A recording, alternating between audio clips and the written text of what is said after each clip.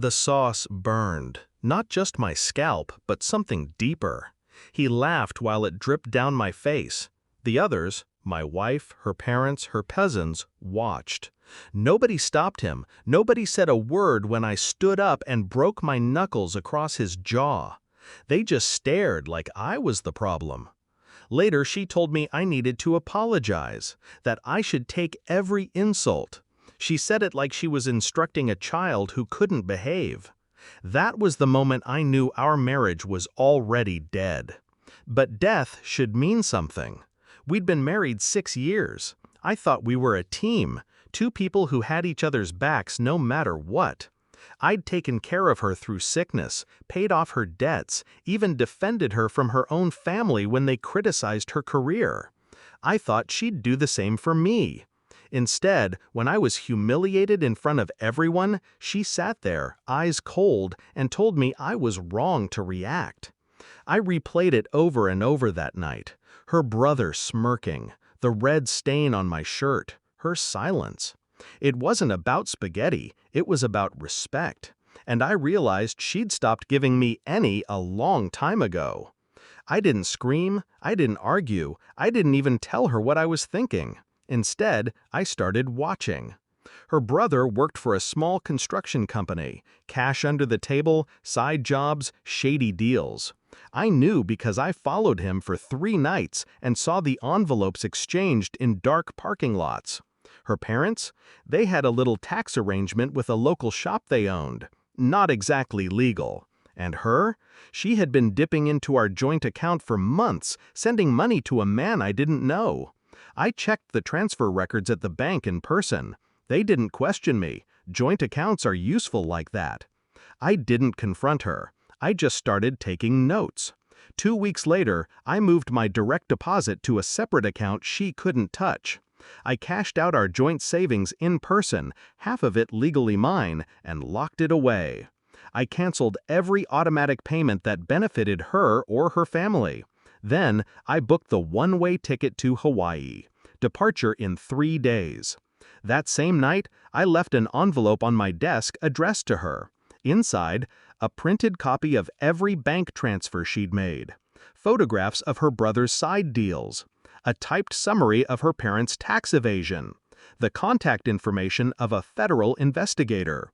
On the outside of the envelope, I wrote, "If you try to find me, I'll make sure every page in here ends up on the right desk."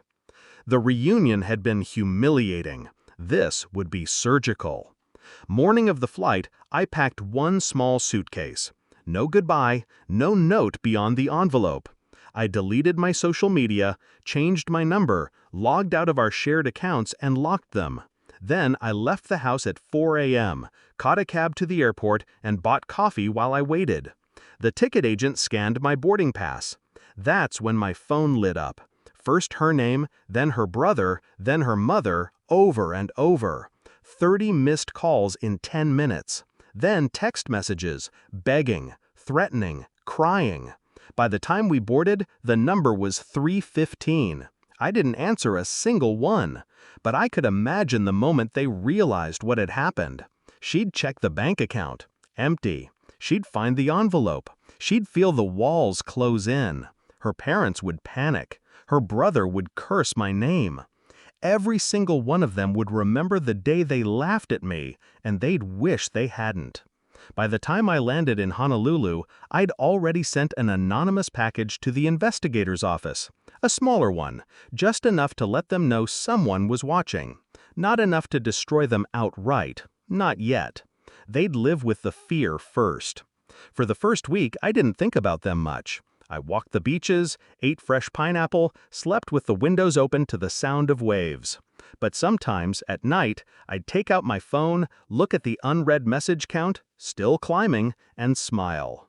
On day 10, she sent one last message. "Please, we can fix this, just come home." I didn't reply. She wasn't asking for me. She was asking for the protection I'd given her, for the silence I'd kept about her family. She would never get it back. 3 months later, I saw her brother's mugshot online. Fraud and assault. Her parents had temporarily closed their shop. The man she'd been sending money to, he'd posted photos with another woman. Her world was unraveling, and I hadn't even needed to lift another finger. People think revenge is about anger. It's not. It's about control. When you control the pace, the pressure, the ending, you win. They burned me with sauce and silence. I burned them with absence and truth. Now I watch sunsets over the Pacific. Drink in hand, no regrets. Because sometimes the most satisfying punch isn't the one you throw, it's the one they never see coming.